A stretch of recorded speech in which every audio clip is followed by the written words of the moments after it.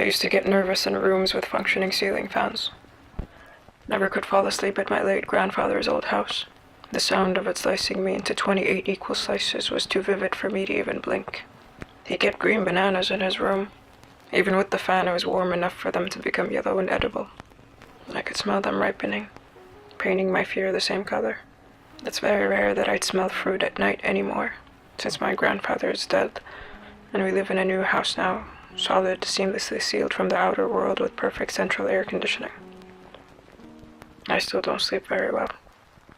Hearing the old blades glide through me, skin, flesh, and bones, keeps me up every night.